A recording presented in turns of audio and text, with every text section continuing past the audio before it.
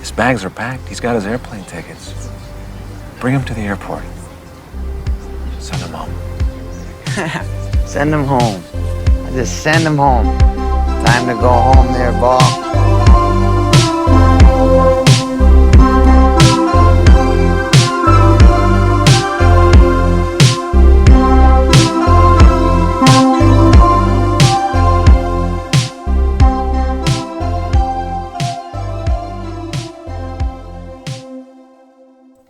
Hello and welcome to Too Old for This Shite. On this week's show we're going to be talking about Happy Gilmore and his impact on society over the last few years and what that means for you and your weekend. So yeah, it's I suppose Happy Gilmore 2. Well, there's no suppose about it. Happy Gilmore 2 did come out and yeah. End of podcast. Yep. I love the way you're just like, yeah, it came out, that's it. Yep. Full stop. Let's go now. Well, it's been, 30 years since the original Happy Gilmore? I think it was 95. It was 95 or 96. So it's been 30 years since we've had the original Happy Gilmore. I don't know, it's a film I think everyone always said there should be a sequel to because it was so well liked, but for some reason Adam Sandler held back on it, probably for a good well, it's not as if he hasn't had any shortage of ideas or new movies to be making. Yeah, exactly. And I suppose it's like what he had to say with Happy Gilmore he was after saying at the time with it. For anyone who hasn't seen it, it's your typical Adam Sandler film anyway as well. It's sort of likeable sort of doofus with rage and anger management issues, loves his grandma, and when something happens to his grandma, he's like, right, I'm going to save my grandma's house and I'm going to do it in a really unorthodox way and win over the hearts and minds of everybody. That is in golfing, basically. And and as well because it's the main part of it is that because he's not a golfer, he just has this natural ability because of his rage to hit a ball really far. He really wants to be a hockey player, but he's just not good enough. It. It's not as if anyone listening to this is like, what is this Happy Gilmore thing? They just type in Happy Gilmore on a whim. And our podcast, who's got like 10 listeners. They could have just typed in happy because they're feeling happy. They could have, yeah. You But yeah, with the sequel coming out, so I suppose we talk about that look, there's going to be spoilers in this, so if and if like you haven't seen it yet, go away. I don't know how you can spoilers shouldn't really be important in a happy. Well, there's some kind of bits in it, but story wise, you know what's going to happen. It's not as if he's going to the end of it. He's going to find out he's got rectal cancer or he gets gang raped by a bunch of not quite that violent, but there are a few bits throughout the film where you kind of go, oh, that's a bit sad. Yeah, it starts off he kills his wife at the start of it accidentally with a golf ball, which was a bit like fuck. I didn't think they, but it does set the story up kind of good where it's like he gives up golf. Because he raise all his kids. So of course he wants to get money for his kids to send his daughter off to ballet school in Paris of all places. I suppose where the spoilers come in with this is there's like a million cameos in it, so it is like you're going through bits and pieces and you're like fucking hell. And look, we're going to talk about that as well, so if you haven't seen it, just go off and look at it and then come back. Don't forget to come back. But I think one of the biggest cameos that I was surprised was Eminem. I actually didn't even recognise him until he said it. I was kind of like, oh, he looks a bit familiar. And you just went, holy shit, that's Eminem. And he was like playing that jackass. His son, who comes along to do that jackass thing at Adam Sandler again. And it's good. Like, I mean, most of the cameos that do pop up, I think a lot of them went over her head because a lot of them seem to be like American football players or golf players. Yeah. Even like golf players, even like Rory McIlroy is in it. And we didn't actually recognise him. It was just called him Rory McIlroy. Yeah, it was like, oh fuck, it's Rory McIlroy. But there was quite a few people in it, like Becky Lynch.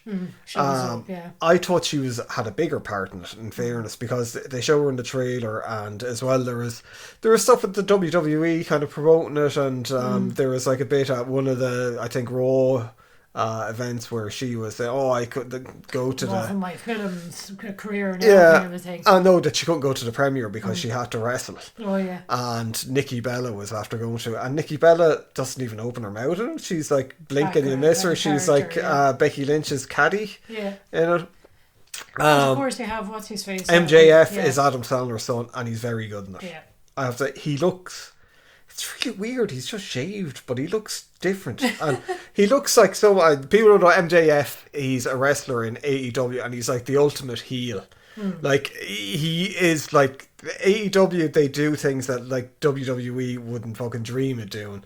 Like there's old clips of him walking into the ring and just slapping like ice cream out of kids' hands. And shit, he's like proper. He's like a Burberry scarf wearing, like wannabe posh to kind of, a lawyer bro. He's hilarious. He's fucking hilarious. He's very good in this. Like you can see, like he has an acting career ahead of him. Whereas, like you see a lot of wrestlers, they go off and do things, and it's kind of like, they got the presence, but they just can't act. Yeah. He.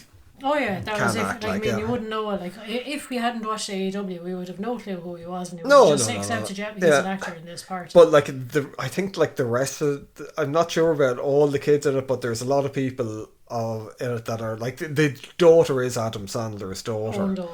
Two of them are in it. And his wife is. There's I think his whole family are in it, but he has a habit of doing that. Well, it's not that it's a bad habit, but he has. Well, why wouldn't you? If you had the ability and the wherewithal to make films and like make money off it, wouldn't you bring all your friends and family and your loved ones into it? No, I don't want to be getting away from him. But yeah, that's what he does. Like it's sure that grown ups, like they're awful movies. Yeah, but it's just him and all his friends. David Spade and I can't remember who else is in it. I think Chris Rock in it. I can't remember, but it's like, I mean, if I had the money and if I was had a gang of goofy friends that I just wanted to hang around with, which I don't, because I have no friends. Yeah, there's nothing wrong with it. There's absolutely nothing wrong with it. Yeah. And like, I mean, he's making money from it. It's not, what to get with Adam Sandler films. I think that's what Happy Gilmore, to do a sequel to it has a lot to live up to, and it's what you expect nearly from it, like, because I don't think you go into it going, oh my god, this is not going to break any new ground. It's going to be a familiar retreading, and like the one thing I will say is, fair folks to Adam Sandler, he has always stayed true to just being Adam Sandler. Yeah. It's like at the very start of his career, he was wearing like baggy t-shirts, a plaid shirt over it, ratty old tracksuits, baseball cap, and just showing up just like as your average Joe. And that's what he's done. Every character ever since, it's just been like tracksuit, t-shirt, plaid shirt. It is. He's comfort. Never. Yeah, he's just the ultimate comfort. Yeah, and but like his humour is pretty much stayed the same. And like, I mean, the guy can act as well. Like, you've seen him in stuff like the Uncut Gems and like, what was that thing? Click. What was that, remote control? That wasn't. No, but you know what I mean. Yeah. He can do the old sort of the sentimental stuff. But that was it. Wasn't he in This Is 40? Or he was in Judd Apatow film where he's like a stand-up comedian. Punch Drunk Love as well. Was that Punch Drunk Love as well. So he can. Yeah, he can act. He can act when he wants. But yeah, it's just.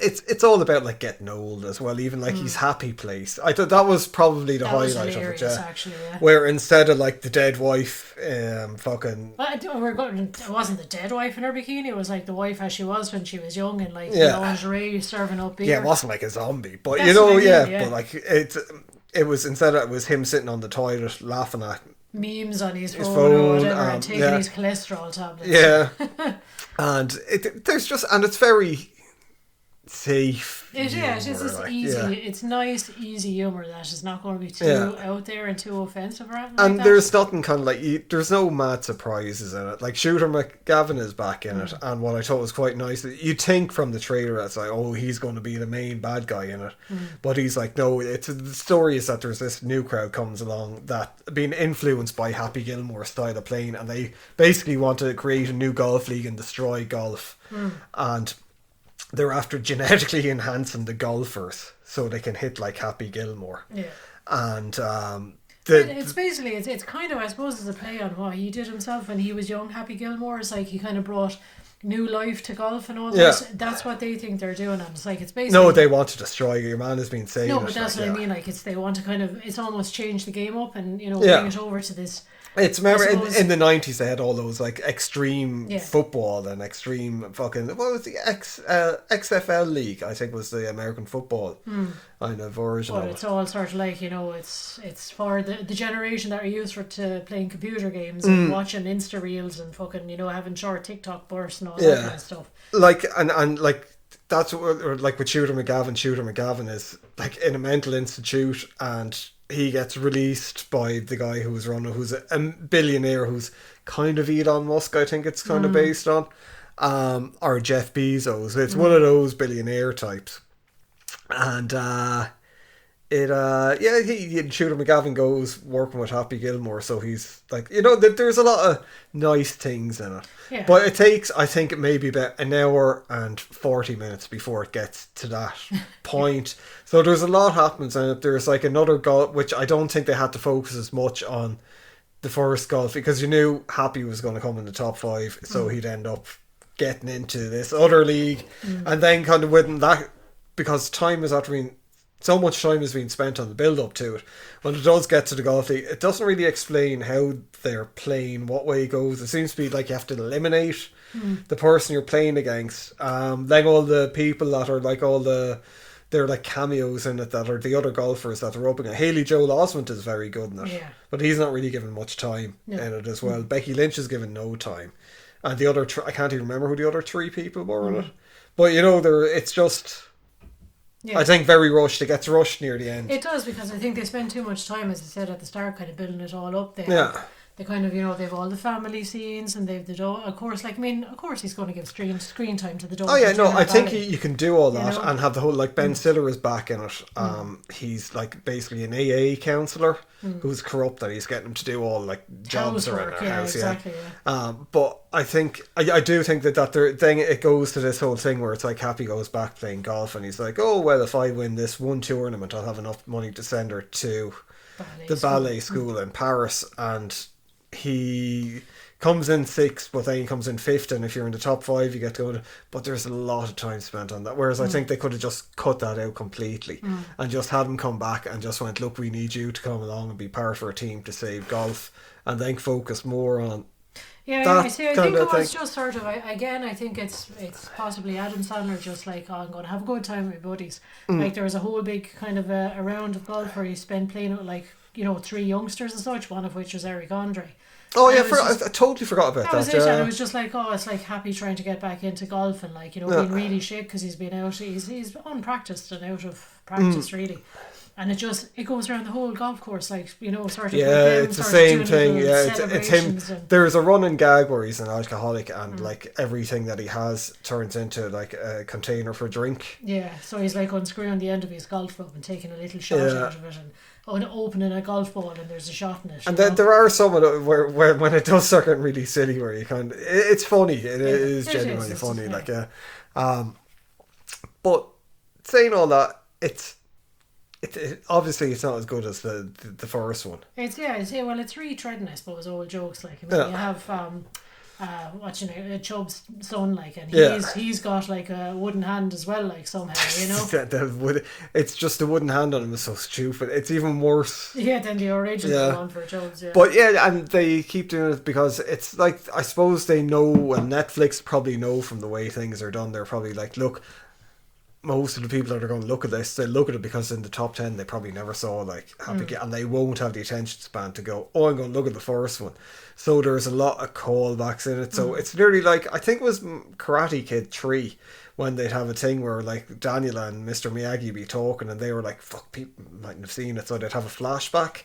So in this there's constant flashbacks to set up the same gag kind of. So it's like, oh yeah, look, this is what this gag is. So it nearly explains it to people before the gag if they haven't seen it. Which I can appreciate, but there's... Well, it is. I mean, every film, I suppose, kind of has to stand on its own 2 feet nowadays. Especially when it's a 30-year-old movie. That's it. I mean, sure, there's kids going to see it who aren't even born when it came out. Like, Now, saying all that, I did enjoy it. I don't think I'd be in a rush to watch it again, though. Like, when I saw the first Happy Gilmore, because I had a friend when I was in school, when Billy Madison came out, and he was big into Adam Sandler. I just didn't get it at the time. I didn't like Billy Madison, so I didn't look at Happy Gilmore. And then it was The Wedding Singer, I think, was on TV years later, and I saw that, and I was like, this is really good. Then I went back and I looked at Happy Gilmore, and I was like, fucking hell, this is even better. And then I developed a love of Adam Sandler movies. I think the character probably spoke to you quite a lot, because I can see a lot of similarities between you and Happy Gilmore, where you were just, at the time, you were just an absolute the hockey ball of rage. Yes, which led to my eventual heart attack. Yes, exactly, yes. But even the whole thing with it was just happy. It was so fucking stupid for the time, like unapologetically stupid. And I think as well, it was around the time when like the likes of Tiger Woods golf was like big on fucking PlayStation, Xbox, and all that kind of stuff. Oh, it would have been before that. But that's what I mean. It's like a kind of parodied all that. Like I think younger people were interested in golf because of Tiger Woods. I mean, you played Tiger Woods golf. Oh yeah, but it would endlessly. Yeah, but it's no. I think the appeal of it was that it was just. It was like there was a lot of sports comedy movies that used to come out, but they were all nearly serious. And even the more stupid ones like Major League and all that weren't as silly as and this was just fucking over the top stupid. Because of a lot of the SNL crowd came after Adam Sandler, like with Will Ferrell and all that, and their movies have that hyper silliness in it as well with reality. Like Sandler was really the first, I think, to kind of like. Well, Steve Martin did it in some of the movies, but this was like just the whole thing where it was like the fucking rubber alligator, Chubbs, like, and then having oh my god, why can't I think of his name? But like who played Chubbs? Oh fucking! I know I can't remember. Oh his name my either, gosh! But like Apollo Creed. Yeah, you got a stew going there. Yeah, but having him in it was just such a surprise. It was like and Bob Barker as well. Yeah, and Bob Barker, having all these people in it that would not normally be in comedies, and it was like I just keep saying how silly it was because it wasn't like comedies were in that weird phase in the 90s where they were kind of dark and they were kind of. Scream was a fucking comedy when it came out. That was the whole. Scream was like a horror comedy, was the way that it was being marketed. And so that'll kind of tell you a lot of they were like edgy or kind of, or there was the whole thing where they were very kind of Gen X-y, kind of like sick of the world and that kind of or like comedy. Singles where they're more dramedies. Yeah. And you look at Happy Gilmore, it's just. Oh no, it's stupid. Mental, and it's got that kind of Simpsons thing where it's like family friendly. I think where if you're an adult, you get a different layer of stuff in it than if you're a kid. So kids can look at it as well, and they don't pick up on some of the. Although there's not really any dirty stuff. No, in that's it. It's all reasonably. But even like where he's singing family it, and the old Chinese woman is going by, and then kind of like the next morning it's like he's after sleep, whether like Little Nicky I think was his attempt at doing like. Kids. No, edgier kind of. Really? It was meant to be more adult. I suppose. But it was just the same, really, But it is, I mean, like, good idea to pick golf as well, because like golf is such a silly sport in itself. A lot of the times, it's very easy to like skewer it or puncture it. I can't remember a golf game before because there was like a couple of fucking snooker things, like the colour of money and so. But there was always like the Mighty Ducks with the hockey, slap shot, American football. There was every couple of years there'd be an American football thing. I mean, you Caddyshack, didn't you? Oh yeah, Caddyshack, yeah. Forgot about Caddyshack. How can you forget about Caddyshack? I don't know, yeah, Jesus, yeah. But yeah, it was kind of. I think it was like you had that stuff where it was like in the 80s that crowd that were like the Illuminati. From alumni from Illuminati, yeah, that was in my head. From SNL with those movies, and then like they were all in different, like even the Ghostbusters with the spin-offs, and there was a lot of copycat things, and I think Sandler started a lot of that stuff. I'm sure it led to David Spade's films, Chris Farley's films as well. Then they all fed into the Will Ferrell things, and then the Akiva Schaffer and Andy Samberg stuff. Yeah, well, led down. Yeah, didn't David Spade there was a lot of baseball films or stuff, I think, or was that Joe Dirt? What was that? Oh, that wasn't a baseball. Yeah, that was like he was like a hillbilly, I think, or something like that. No, there was another one where it was like fucking. It'll come to me. I'll have to Google it or something. But yeah, there was a baseball film with him where they were all like shit. I don't remember that. I don't know. You continue. Well, there's Major League. On that, I don't think he was in Major League. Definitely don't think he was in Major League. I think there was something that we looked at with him where it was like, my dad is better than your dad or something like that. The Benchwarmers. Oh, the bench. Was he in that? Yeah, that was him. All right, I've never seen that because it was an adult. We did see that, I'm sure. No, we probably did. Yeah, John Hader, Rob Schneider, Nick Swartz. Oh, we did, yeah. John Lovitz, yeah. Yeah. So, well, there's a lot of those ones where they were like C tier and Z. You know, they were like straight to video, straight to DVD. That was one we would have found on the back shelf of like Extra Vision or something like that. Or something that you find late at night on TV, and it's like, this is actually quite good. Yeah. Why is no one looking at this? That's the way. See, I think David Spade. I know we're going off on a tangent here, but he's very underrated. I do like David Spade. Yeah, he just has that real dry, fucking laconic kind of humour, and I think people just gloss over it. But any of the films he's been in now, what was that? There was a really shit show he was in. Fucking wasn't. I know what you're on about. Yeah, it was like a newspaper or something like that, wasn't it? Yeah, I never liked that one. But any of his films have always been pretty fucking, full of chuckles. And fucking what's his name? I don't like him at all. But he was a Deuce Bigelow, male gigolo. Rob Schneider. He's meant to be a right fucking asshole, is what. Like, I mean, that's why. Like, but it's just because he was friends with Adam Sandler appears to be like loyal to his gang of friends from back in the day. That he kept getting him fit, and like, I mean, sure, that's like the Happy Gilmore productions, and we're looking at the Goldbergs at the moment. Yeah. Which we've never seen. We're into like the third season of it, which really enjoying. But yeah, that's on the Happy Gilmore kind of productions. Yeah, that's it. But that's, I mean, if you actually think about it, there's so many different, like, again, catchphrases. I don't know if that's such a thing anymore with newer films, but like from the 90s, the 2000s, even the 80s or whatever, there's all these catchphrases that just live in your everyday vocabulary. And I can mean, after getting so many from like Adam Sandler, like, fucking you eat pieces of shit. That is for I mean, that's how many times do you say that? Like, here you repeat that phrase quite often. So you do. On my own. Yes. Yeah. As I eat shit. Yes. But there's so many, like, even Deuce Bigelow you were talking about, I was like, that's a big bitch. yeah. And I mean, some stupid phrases. Deuce Bigelow is fucking awful. Like, because when it came out at first, quite liked it, and then European Gigolos, because there's some stupid fucking shit in it. But then when you look at it twice or three times, you kind of go, this is fucking awful. Yeah, like, but if you look at it now, well, we haven't looked at it in years, but I'd say if you went back and looked at it now, you'd just be wincing and cringing. You're like, this shit wouldn't fly today. Oh yeah, I'd say without a shadow of a doubt. I think this is the thing that Adam Sandler always had his finger on the pulse of, where it's never overly kind of smarmy or kind of like it's never over the line, but it's never like kind of too schmaltzy. Like, I think I didn't like Parks and Recreation because I thought it was too kind of like nicey. Yeah. Whereas Sandler stuff, but it's not mean spirited. Everything just hits.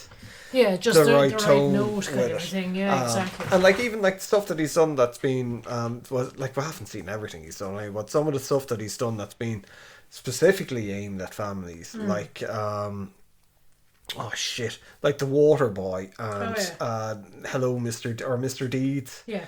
That was really, like, I thought that was a kids movie, and I think we picked it up on like fucking, it was like in a 3 for £10 sale. Yeah, I think you were video. picking it up, and I was like, why are you picking up a child's film? Yeah, and we looked at it, and it was like, it was really good. Like, yeah, it was really, really good. There was no Winona Ryder in that. I can't remember now. It's a long time since I saw but it was very funny, and like, I mean, the thing is, he's after like doing so many films with Drew Barrymore. I never really looked at it on him, bar The Wedding Singer, which I still love. John Lovitz. Yeah, is like, he's only in it for 2 fucking seconds, but that, like, there was a guy I used to work with that was about fucking over 10 years younger than me, and I remember one day something was happening, and he kind of just all of a sudden went, and I'm reaping the benefits, and I was like, what?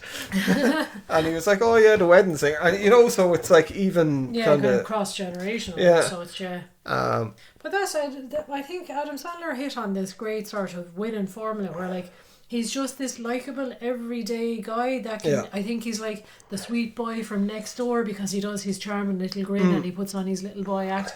You go back to SNL and all the rest and all the little songs he used to sing, like, have a happy holiday. Well, I know obviously parodied by friends and stuff, but he did all the Christmas songs and just all the little sketches that he did. But again, there are some people in SNL when they do stuff, it's like, as I said, it's kind of mean or it's sharp humour or whatever. His humour is always just goofy. Yeah, and it's the thing. Goofy in the I don't mean goofy as in stupid. I mean goofy as in like the best kind of goofy. Yeah, and we've seen his stand-up. He's got, I think, maybe 2 stand-up shows on Netflix, and they're very, very funny. Like, fucking way funnier than they should be. Yeah. So it's just, I think he's just a genuinely nice guy. If he wasn't, I think it'd be after coming out a long time ago. He just doesn't seem to give a fuck. He does what he wants to do, and it's after working out for him. Exactly, yeah. I mean, wouldn't want to live that life? As I said, he wears his tracksuits, his runners, his t-shirt and fucking, baseball cap. And he shows up to, like, film premieres and that. Yeah. And everyone else is in, like, tuxes and, like, fucking ball should do. Because, like, if he's got that power, like, why not? Like, there's far worse things people are doing out there. God, yeah. But he does seem to be, like, just very much into his family and his friends. And he makes, like, blockbuster movies and produces like fucking hits as well. He strikes me as the type of fellow who was like, he could be like a carpenter or a plumber, but his trade just happens to be like, I'll just make a film every once in a while, kind of a thing. But like, I think people like him should be promoted a bit more, that are like, he's kind of outside the Hollywood system really, because he's got his own production company, and like he did that deal with Netflix fucking years ago, and it's after probably making Netflix an awful lot of money as well. But there's everyone thinks that everyone in Hollywood are fucking these evil fucking people, and I think a lot of them are. Or that you have to really like kiss ass to get somewhere and all the rest, but he just seemed to just not give a fuck and just be himself, and everyone kind of accepted it. Like, and it happens for people. Like, I mean, it does happen. It works out there. Like, not everyone is evil. There's a lot of good people there. So I think George Lucas is apparently meant to be a really, really nice guy. Steven Spielberg. Everyone loves Steven Spielberg. I don't know what Steven Spielberg is doing now, although he's after he's still making movies, but remember there was like in the 80s. There was like one every fucking 3 months, like. Yeah, and he was producing stuff as well. I suppose when you're younger and all that, and then you kind of like how. But that's like you, like, I mean, I understand the creative urge to like fucking continue making things and like coming up with things. But at a certain point, you're kind of like, how many more millions do I need? I've got a fantastic life. Yeah. Maybe I'll just enjoy spending my money. Because that would be me. But he was always meant to be a family man as well. I remember, he used to... Fucking when we used DVDs were a thing at first, and getting all the making ofs and the special editions. And when people were talking about... And George Lucas was one of them as well. But like, say the likes of the Goonies, and even on the Lost Boys. Like, I know Lost Boys wasn't Steven Spielberg or anything like that. But... people talked very kindly about like how George Lucas, or not George, it's fucking Steven Spielberg and all that, Joe Dante as well, treated people on the sets with the kids. They understood that they were kids, and they kind of made a big deal. And they stayed I think Steven Spielberg still stays in contact with Joe Dante. I remember seeing something with Corey Feldman saying that like every year they get a present either on their birthday or that's really nice, from him. And all that they do, like, and sure, isn't Steven Spielberg was Drew Barrymore's godfather? I think so, yeah. Like, of course, like Drew Barrymore's like fucking childhood was not the best because of her mother. Like, fucking her mother had her out like doing fucking coke while she just spent every penny that Drew Barrymore was making as a kid. And like, I mean, Drew Barrymore is one of these people that like survivor of Hollywood. Yeah, she somehow made it out like from being like heavily addicted to like very hard drugs when she was like 6. Yeah, and alcoholic smoking. Like, I mean, there's pictures of her at 10 where she's got like a fag in her hand and a bottle in the other, and it's like, Jesus Christ. But she actually came out the other end not a broken freebasing with E.T.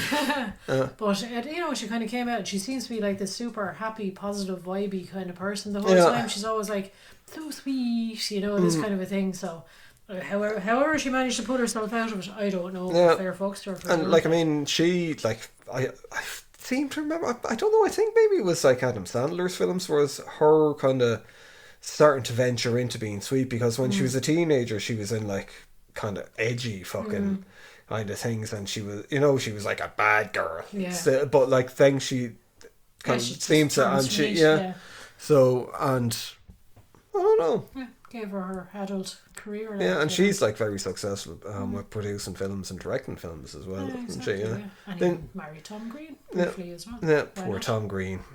I always like Tom Green.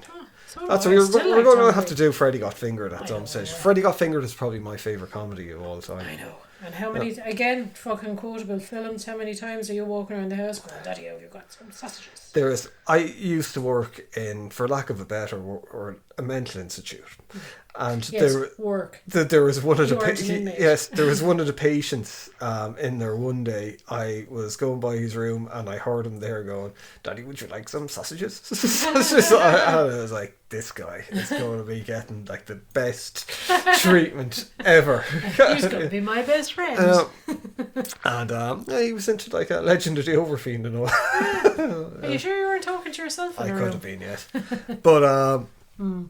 But yeah, I don't know, totally gone off. You are exactly Happy Gilmore, I suppose. But I liked, again, going back to Happy Gilmore, I liked, it was very, very gently poking fun at all people who are into golf. Like, it got that whole atmosphere so down pat, where it's like people had to, silence please while you're on the green and all this, and you must wear, fucking ridiculous clothes to be on it. He was like, I'm just wearing my baseball cap and my hockey shirt. But that was the whole thing about at the time with that, where it was like you needed the rebel with it, and it was like, what better place than golf?